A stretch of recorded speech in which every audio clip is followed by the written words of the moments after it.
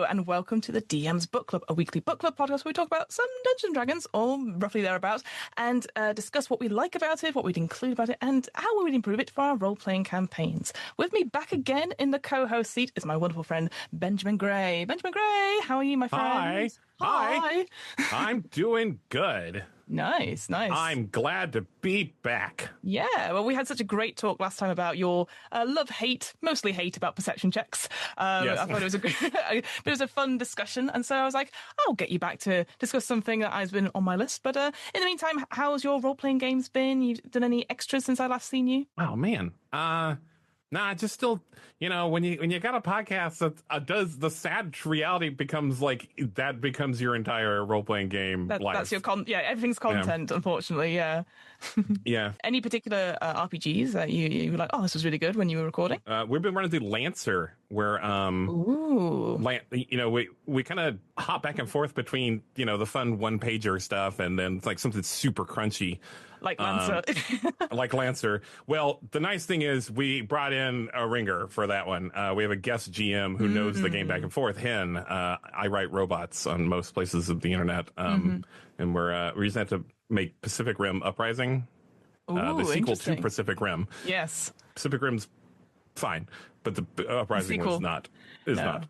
Well, that's your whole MO, is to remake bad movies. So yeah, that'd been really awkward if you're like, yeah, it's a really good movie. I'm like, oh, have you changed your MO for a podcast? Oh no. Yeah, Lancer's a lot of fun. It feels fun to it's good about like, I played Starfinder a while back, and Starfinder felt like it was like all numbers. It didn't feel like it had heart, and like Lancer has heart and math. I've never played Lancer, but yeah, I played a little bit of Pathfinder, which I know is like the fantasy version, and obviously it's like the bringer of Starfinder in a way. But like, yeah, I tried it and I went, no. It was just lots of numbers, and I was like, I don't know what I've done. And especially I was using like a Foundry as well. I got included like in a game, and they're like, oh, join us halfway through, and I was like, okay. And then I just literally was like, I just use a pre-made character sheet that we put in. I still had I didn't hit anything, and I was like, cool, well, I guess that's that. At least with D&D, I'm more likely to hit something, but Pathfinder, it took ages to find out what the result was of something, and I feel the same with Starfinder. I think Lancer has a lot of that going on too. That our GM is doing for us, but regardless of that, I still feel like I'm doing something. I don't have that dearth of feeling. Yeah. Well, speaking of maybe feelings, I don't know. We are going to be talking about a very interesting supplement that's been on my list to read today. We're going to be looking at The Tasty Lands of Silverplate. This is a campaign setting that came out, I think, last year, maybe the year before, for 5e. And I just remember at the time, there was a massive push for it on Kickstarter. It was like all over my sponsored ads on every single social platform. And yeah, essentially, it is a 5th edition setting in which imagine everyone and everything is food, sentient food in some way. So if you've watched your Dimension 20's Crown of Candy and all that sort of thing, it's the same vibe as that.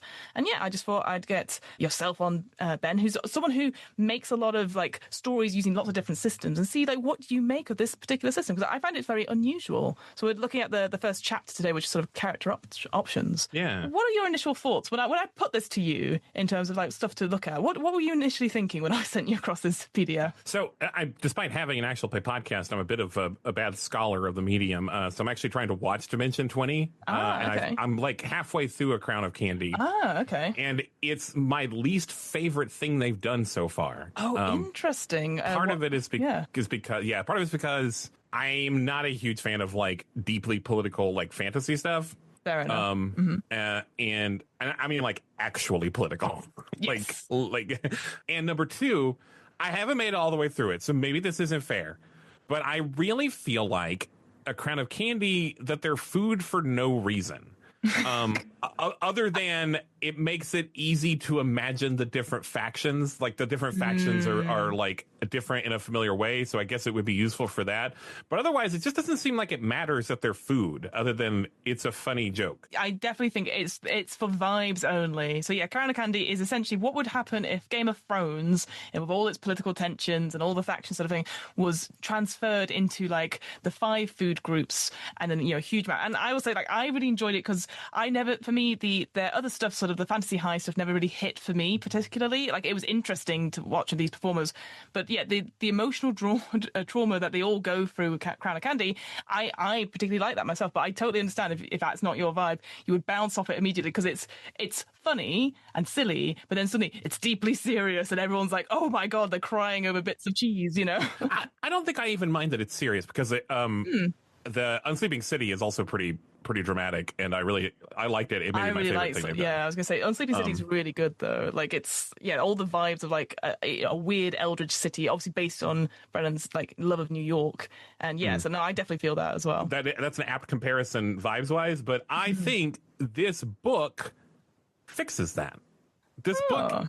Yeah, it's food on purpose. It's not food just because it's a funny joke. Like, I think they used it thematically like very well, and I don't think it's perfect, but it did light up parts of my brain when I was reading it for that reason, because I had been a little sour on a kind of candy not really mattering that they're food. Yeah, that's interesting actually, because I would recommend people to watch Crown of Candy, and then if you like that, go into this. But you're right. I think like the difference of like there is a purpose to them, that you can play a whole range of different food types of it, but for a purpose. Like, you can really make it like as part of the backstory and all that sort of thing. Yeah, absolutely. So yeah, maybe it's not the best comparison. It's the only one I could think of that is like food related, you know what I mean? I thought of it immediately. No, it's a good comparison, because I thought of it immediately as I was reading this, and I was almost like, I wish they'd done this instead. I wish this had existed then. It didn't exist then. Yeah, so this particular chapter, this first one, it talks about like how would you make a character, and what I particularly like about it to start us off. So essentially, you can be any food, any beverage that you can think of, you can be that beverage. All it requires is you to be a little bit creative in like creating this character. And it breaks it down to a couple of steps, but essentially it is when you decide what you are, you choose something called character tags. And you almost have like a flow chart of options, starting off by saying like, who are you? Are you food, or are you beverage? Oh, sorry, what are you? Are you food or beverage? And then from there it's like, how do you taste? And then there's like sort of different sort of tastes of flavors that you could put into. What ingredients do you have? And again, same thing there, a couple of ingredients. And then how were you cooked, or how were you made? Similar sort of thing. And from each of these categories, you can then choose tags, sort of like options, sort of ability modifiers and stuff to go in by spending points. And you have 40 points to spend, essentially. And what I like about it is that you could be as complex as something like a lasagna or a double stacked cheeseburger, or you could just be an apple. And that's it. And I just thought that was just really interesting. Like you start off with like, you pick a food, what could it be? And I can imagine just being sat around the table. It's like, what was the last thing you ate? And you'd be like, tortilla chips. And you're like, cool, you are a tortilla chip. And you're like, oh, fuck, now I'm going to try and make that. And I just like that challenge, perhaps giving to players, is that you don't choose necessarily what your food group is, but it could be the last thing you had, and working it from there rather than going like, oh, you are one of the classes first. So you can come up with your own unique origin or your unique lineage right off the bat. It's funny. I was thinking the opposite. What I would want to do is they give you like 40 points, and then the different tags have like different point values. Like, I think 12 is about the most something will be, but they can go down to like 2 or 3. And I was like, I would want to pick tags and then figure out what food I'd made. Well, that's cool. Yeah, so different ways of going about it as well. So if you're like not 100% sure, you could absolutely try. Yeah, and I definitely feel that as well. For me, I was looking through these, I was trying to picture stuff, and my only criticism really of this particular part, like again, all the stuff is very flavoursome in terms of like, if you're a beverage, maybe you can exist outside of your container and all that sort of thing. And if you're like if you're a meat, you could also be like a seafood. I think that's the thing. I was like, meat also includes fish underneath these sort of product of ingredients.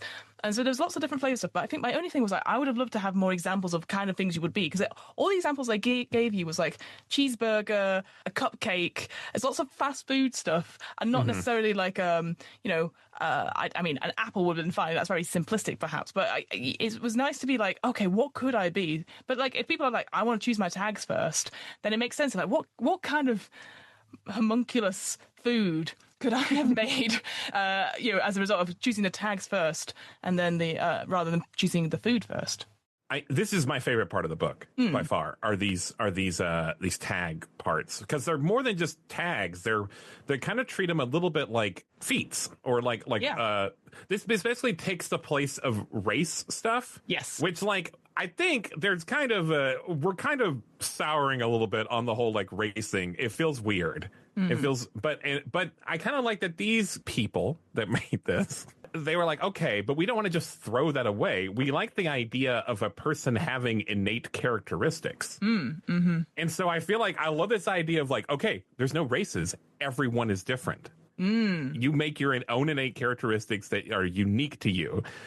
So everyone's going to be a totally different thing here because I can't even count how many there are. Like they're punched up into like sour, sweet, salty, bitter, fruit, savory, vegetable, grain. There's so many. There's hundreds of different things you can pick here. It's almost overwhelming. There's roughly about 7 to 8 options per category, and then you're going to have to pick at least the top one of food or beverage, and then as you were saying, you could pick just like one from there if it's like the 12-pointer, or you could pick a lot of different ones as well, as long as the points add up to 40 points.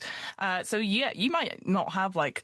Maybe you don't have a flavor, perhaps, or maybe you have to have one from each category. I wasn't entirely sure, but like you could just have like one from each category or many from a category.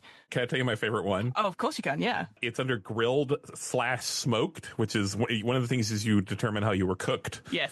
And it's the last one on the list is loved by the gods. You are beloved by the divine, or at least people around you think so. People believe that funerals, weddings, or other gatherings you witness are blessed by the gods. That's great. Who are you inviting to the cookout?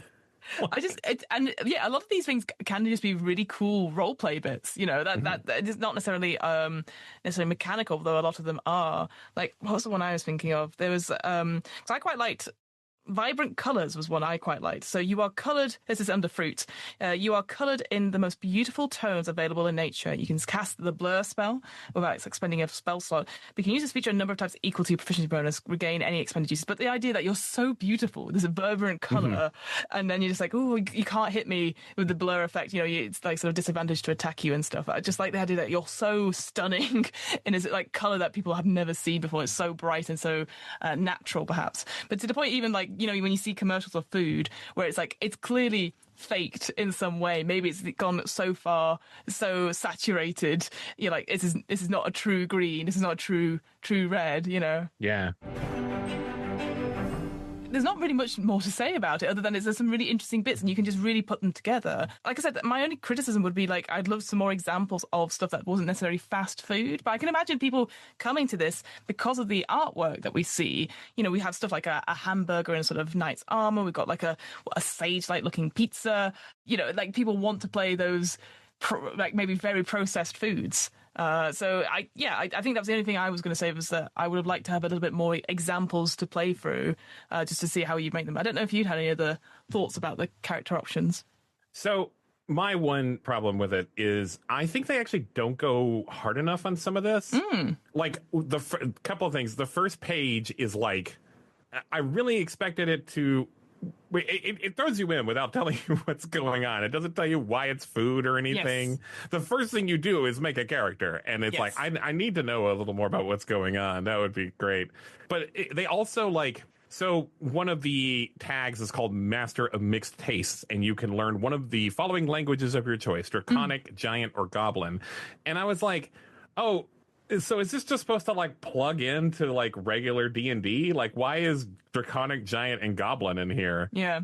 I think that maybe it was a little cowardly. They should have just like, no one's going to do that. And like, where they're going to want to play all food stuff in the food world. Why would you have any? Yeah, everything's food. It's like it's like if you're playing Minecraft, everything's going to look Minecraft like. Is that sort of thing. You're not going to suddenly have there's an actual human here.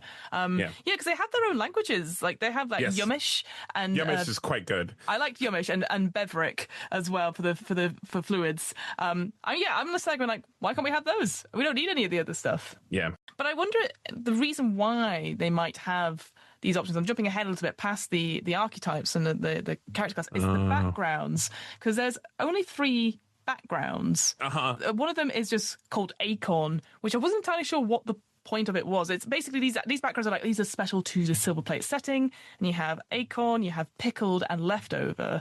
And like Leftover and Pickled kind of made sense in the sort of the food stuff, but Acorn was like, people have been banished and now they are in a community and that's it. And I was like, what's that got to do with like foodstuffs and being preserved. So I wonder if it is a lot of this is stuff that you could just plug into D&D, but like sort of hand wave things over it. You know what I mean? I think for the most part, my applause for this is that it is not just reskinned D&D, but they do it occasionally, every once in a while. Yes. Let's then just dive into the sort of the sort of bigger part of the character options bit, which is that for quite a lot of the classes that there is like an example. Not classes. For each of the sort of the main big classes, no artificer in this, that they do have a subclass that you would take with these sort of features. Yeah, was there one that caught your eye at all whilst you were sort of looking through? I'll tell you what my favorite one was, but this is the part of the book that broke my heart because I misunderstood what was happening until I got here.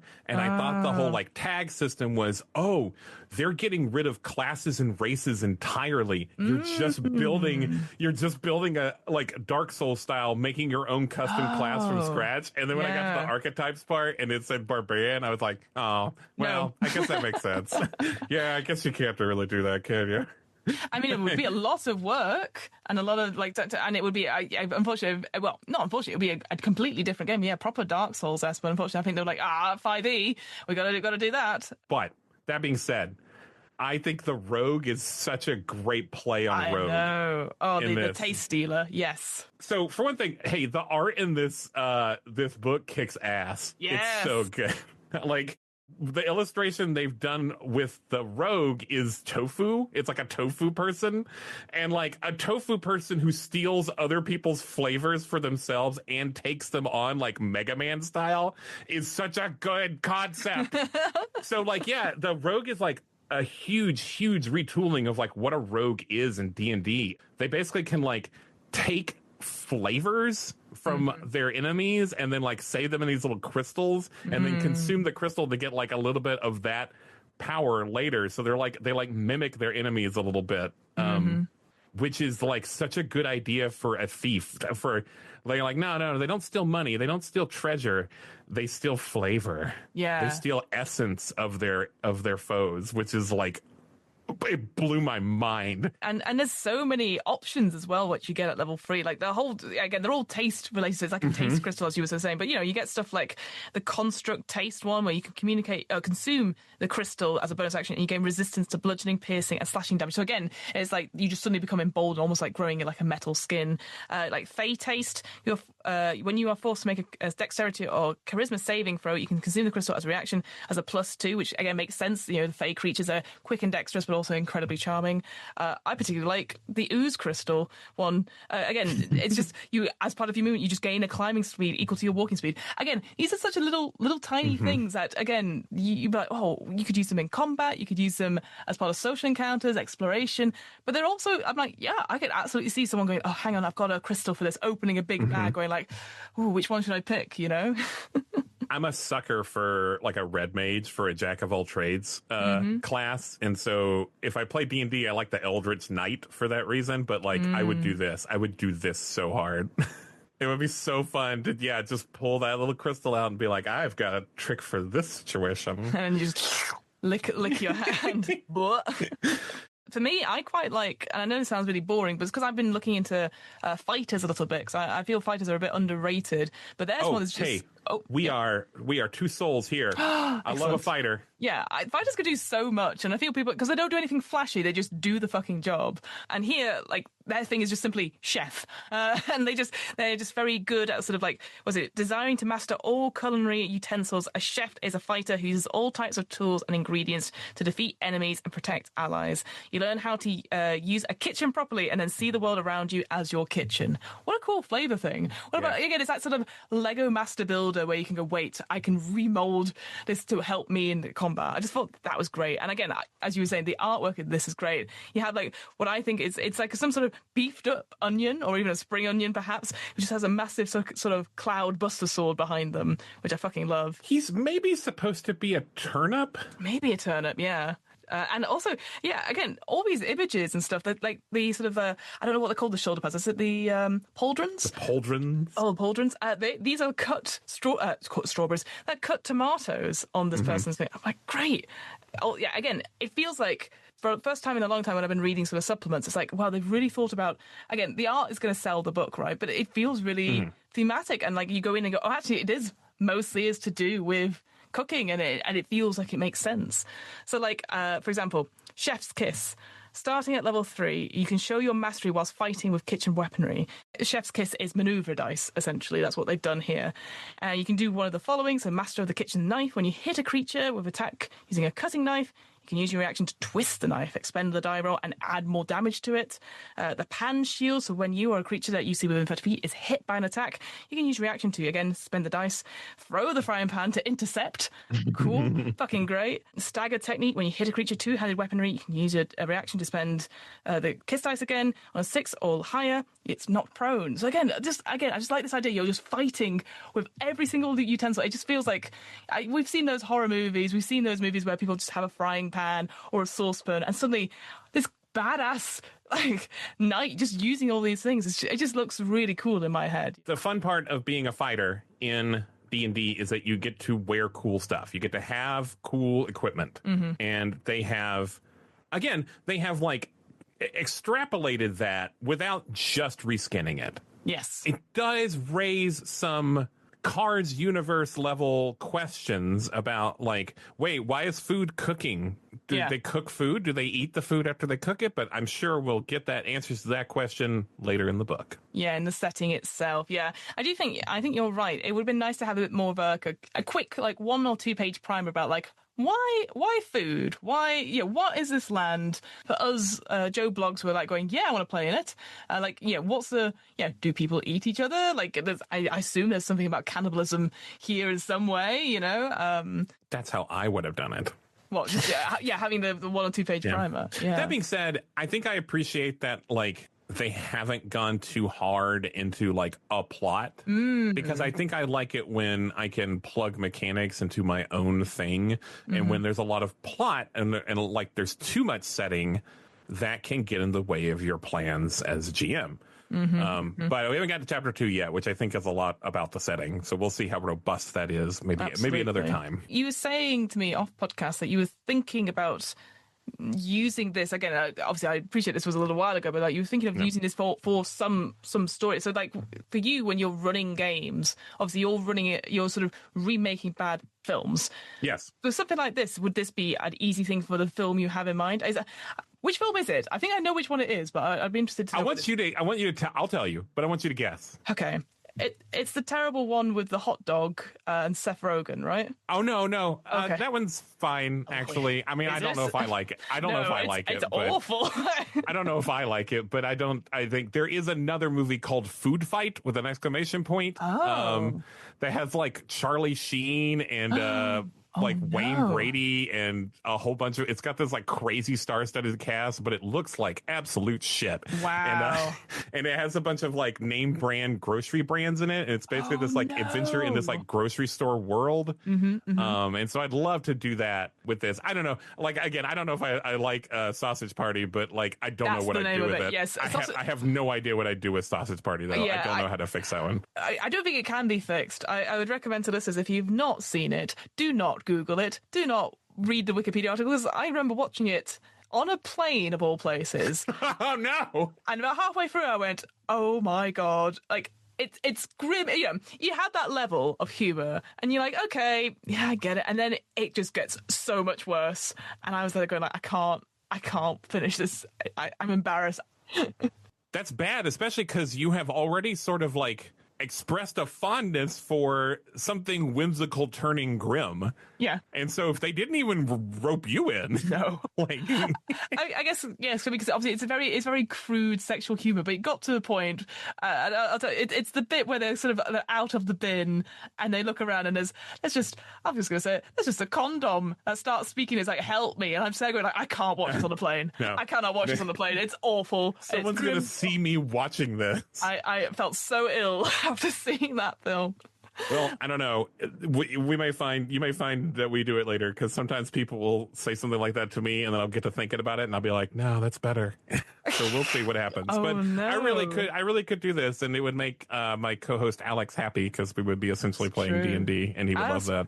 Yeah, I mean, like, again, I feel like obviously this is a 5th edition supplement, so obviously it can plug into stuff like that. But equally, I feel like from what you were saying before about the idea of tags and stuff like that, I wonder if we could do something like with the like City of Myths, Legend of Myths, that idea of doing so much with tags and like the Logos and the Mythos type of thing. I wonder if this sort of idea could be put into other things. It would require a lot of work.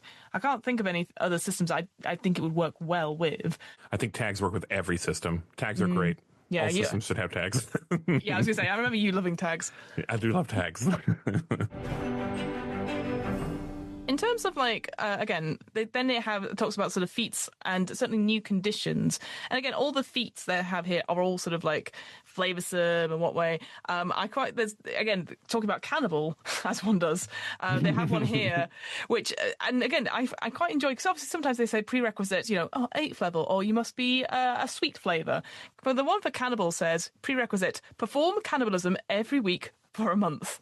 The food folk differ from ordinary consumables in their sentience and see such foods and beverages as what they are, nourishment. Yet, in a sense, they share the same nutritious flesh and blood. You are not bothered by consuming your peers, and as you believe sentience is just a lie, food folk tell themselves to feel superior. Your heinous cannibalistic beliefs grant you some of the following, so you get bonus to your constitution. You need to eat and drink only once a week. And then, if you deal damage with a food or a beverage tag as a result of a successful unarmed strike, you can rip out a piece of the creature and eat or drink it using your reaction. You regain hit points equal to your proficiency. So it makes sense that you would go, I'm really hungry, and just taking bites out of everyone that you see. I just think I like it in the sense of like, you just go, fuck it. We ball, we go rogue, and you just start chomping on these things, as in my head, the full horror of the setting can get to. And, yeah, but they do say they see it as unacceptable crime. If you cannibalize food folk in front of others, they probably will become hostile to you. Only probably, though, which I thought was quite fun. You might start a revolution. Was there one for you that you particularly enjoyed, or was there something maybe that was missing, do you think? So there's one that's tasteless. Yes. And once again, this reminded me of like Dark Souls, of like the From Software games, because they've always got like one background thing where you're just like, this is hard mode. You just have nothing. And tasteless is, the first one is wild. You can't feel emotions. Yeah. You can't benefit from spells and other similar magical effects, and the number of items you can attune to decreases by 1.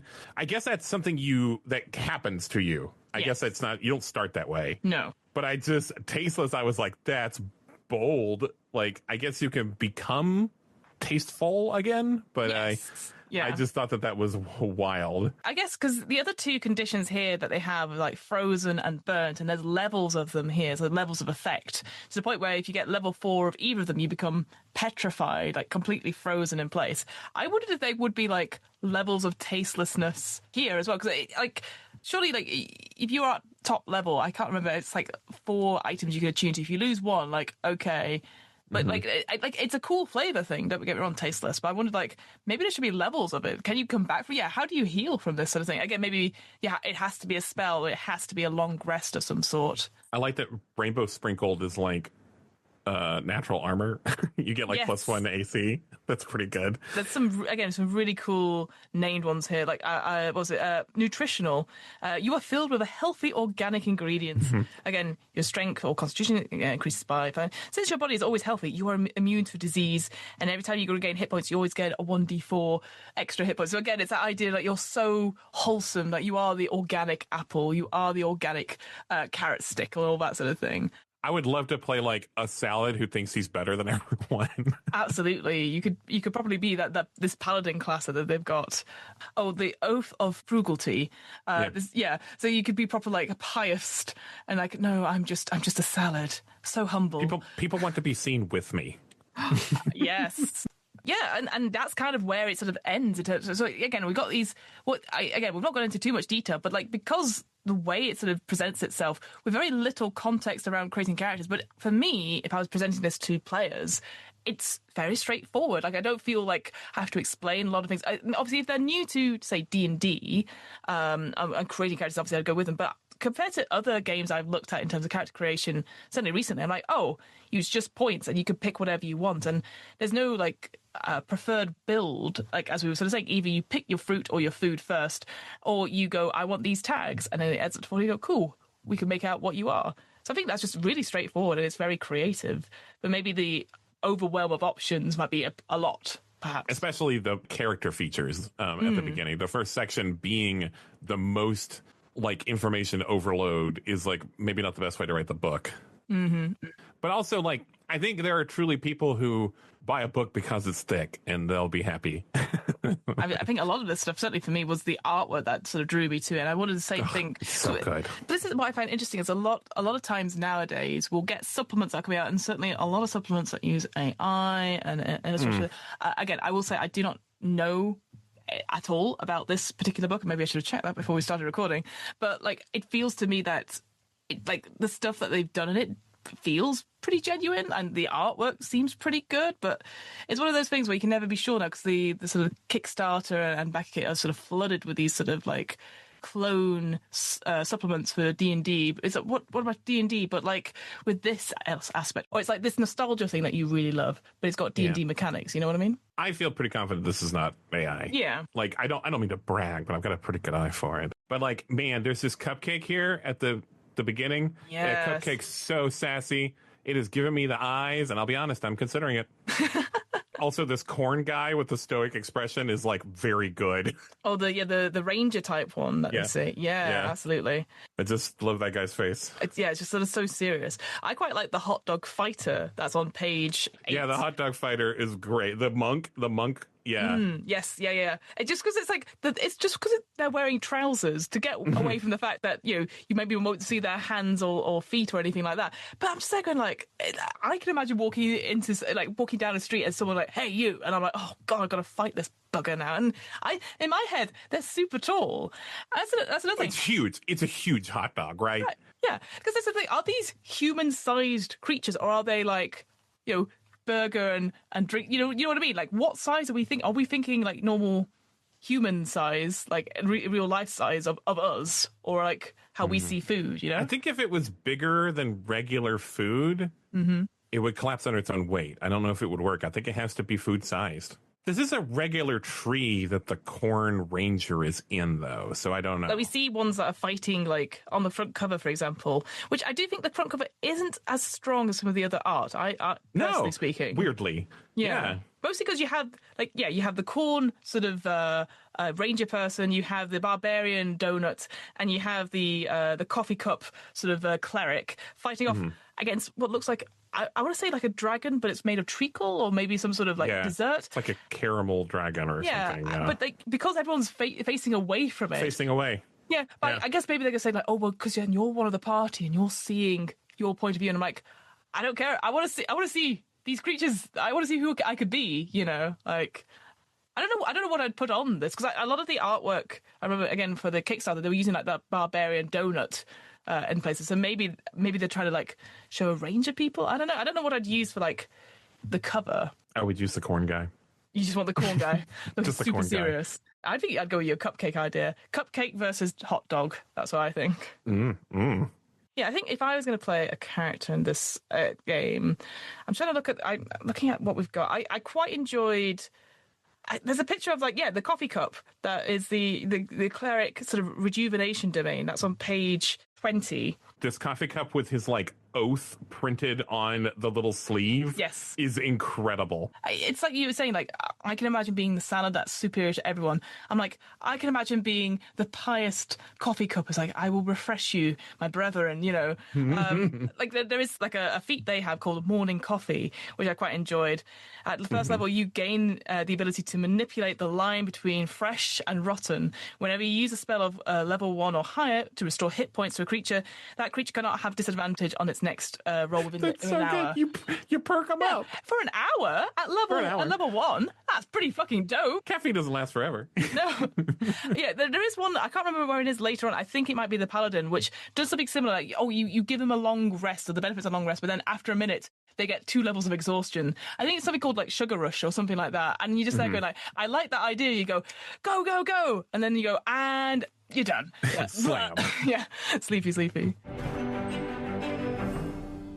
This was kind of a short but sweet chapter. It had a lot of stuff in it in terms of creating character. But instantly I'm like, oh, yeah, I can actually see myself wanting to play this. Like, I as you were saying, like the brain sort of tingles a little bit where I'm like, oh, these things look really cool. So yeah, I think I'd be up for looking at the setting next time and see what it has planned for us. Because yeah, I guess that's our criticism in general is just like, what else could we have? What if we get to the setting and we go, oh no, it's rubbish, because we don't have that necessarily that primer for the players at the beginning. Like already the backgrounds give us a little bit of flavor of the setting, and like it's easily the weakest part, I think, of the first chapter, because we kind of talk about like there's only 3 and 2 of them are kind of the same thing. Like 2 of them are like, you're an outcast, and then I'm gonna be honest, I read the Pickled like 3 times and I still don't get what it is. I feel like it just really limits you to what you are, right? Like, again, in my head, pickles are like just things that are preserved, so instantly I'm like, pickled cucumbers, pickled onions, that sort of thing, which again is fine, but I'm just saying, like, a lot of the foods that I'd like to play, thinking about your salad and stuff, like, you're not going to be a pickled salad or part, I think I like the concept of it, but it would be nice to have different things. And I don't know whether it's, again, that's where I was wondering, maybe I've already said it, but like these backgrounds then are interspersed with the D&D backgrounds of like, oh, hermit or scholar or bodyguard, that sort of thing. And I'm just there going like, yeah, but I would like to have stuff that's tied into the setting to give me a little bit more, because otherwise it feels like, again, if you're making this character, you go, cool, I am, the salad that is superior, I am the coffee cup that rejuvenates people, and you go, cool, are we pickled? Are we leftovers? What's going on here? It feels like the acorn bit, again, maybe we'll find out more in the second chapter, is like a significant part to it, if you know what I mean. And then the other 2 are sort of more generalized, which I don't mind the generalized, but yeah, I do find I feel like the only one I would pick, like right now, if I was making a character, would be Leftover. And I don't feel good about it, if you know what I mean. Like, it just feels like the default option if you don't know what you're doing. Yeah. I wanted Pickled to be like immortal so bad, and I don't think that's what it is. No, I don't think so either. But I think it's just not an outcast. You have in fact a close knit family because you grew up in a jar with them. You have the grew up in a jar, but then because as with these backgrounds, you get suggested features, and one of the ideals for the Pickled is the first one is immortality. There's nothing I won't do to live for all eternity, which is chaotic evil. So whilst you are not immortal, you maybe are motivated to be immortal in some way. Oh, it was there. Okay, well then I was right. Yeah, but like you are not immortal off the bat. I guess pickling does work. Like if you're preserved in some way, I'm thinking about like more horrific body parts that you put in rather than, I don't know, cucumbers or onions. Is there anything that you do to not necessarily improve it, but is there anything that you would give to someone who's about to read it, like we have done? If you feel like you're missing something, you probably are. But that's not your fault. Just keep reading. Keep reading. Absolutely. I think they expect you to get what's on the tin much more than you may actually do it. They're like, it's not that complicated. It's just food people, and you're like, I need more than that. Give me some religions. Give me a quick bit of primers. And I know from the Kickstarter as well is that not only did they have this setting book, but they also did have like a starting adventure as well. So maybe they have pre-generated characters. Maybe there's a little bit more of a primer in that instead of here, but it seems wild not to have something up top about it. Like even the most recent D&D versions do have like a welcome to the magical forgotten realms, come in, you could be anything here, now create your character. I would love like a randomizer of some kind for this. Ooh, yes. Especially for that first bit where there's like so many things to choose from. I would love to like just get random 40 points of features and then figure out my food from there. That's what I would love. You know what? I'm sure they'll have done something like a VTT or something like that. But yeah, you just go, you put into like a character creator and you go, cool, like almost like like Morkborg or any of these character things they just do, and he goes, okay, you're this, and this, and you're like, cool, what's the food? And you just go, make it up. It's the name of like a shake or a name of a burger, you know, like those incongruous things that you see at restaurants and you're like, I'll have one of those, and then you comes out, you're like, that is not what I thought it was, you know. Yeah, can you play as like the weird thing your mom made for dinner that only your mom made for dinner? I would like to play as that. Maybe there's like again, I don't know if I'll detail, but like maybe this old family recipe. Maybe that's the sort of thing that you're special in some way. Like have that as a backstory, perhaps, or a background. Tradition based, yes. It's weird that there's only 3. It's so weird because there's so much of the rest of this. They went so hard on everything else. And there's only 3 backgrounds. That's so strange. I think they just panicked. And they went, we've done too much. Maybe they got tired. Some people get tired. Okay. Because I wonder, maybe, because obviously they've got that how were you cooked bit. Maybe that should be the backgrounds, realistically, right? Like, because obviously it's got ways of like giving you abilities and stuff like that. But I just wonder, like, maybe you should take that because there's a lot more of them, and like how were you cooked, and that's part of the backgrounds. Like you're still frozen, or you are still like grilled or anything like that. You know what I mean? Maybe that would be better. I don't know. That's one of those things that I wonder though if they did do that at one point, and like for whatever reason we don't know, that didn't work. Yes, like sometimes that happens. I guess because it's combining lineage with backgrounds, and people want to keep them separate, perhaps because you'd still keep the points stuff. I think for that, but again, no, people spend points on background stuff as well. Anyway, that's the only thing. Yeah, I actually wouldn't want to marry too much. I actually like how open ended this is, so I actually wouldn't want to. I wouldn't want to tie too many things together. Thank you so much, Benjamin, for coming and chatting to me about Silverplate. Again, it's that sort of thing that's been on my list for a while. I'm like, fuck it. Let's see what it is and find out. And yeah, if you're up for it, we'll come back and we'll read a much bigger chapter, admittedly. It's chapter 2 of the setting. But we'll see how far we go and stuff like that. But I just do think it's something, again, it's nice to see something that's like, what if food? And you're like, yeah, what if food? How far can we go with this? What if food? What if food? Where can we find you on the internet? Can you tell us about any projects that are coming up? And yeah. Like, where's your stuff, my friend? Yeah, as we mentioned a couple of times, I'm part of Roleplay Retcon, which is an actual play podcast, also on the One Shot Network. Wait, this show is technically not on the One Shot Network. This is technically not, but we are part of the network. But we as people are part of the One Shot Network. But Roleplay Retcon remakes famous flop movies, famous bad movies. I really hesitate to call them bad because that's like kind of not what's going on. It's movies that underperformed in some way, were a disappointment in some way. Yes, fair. And we pair them with a tabletop role-playing game and usually an indie band, like, or an indie music act, composer or something.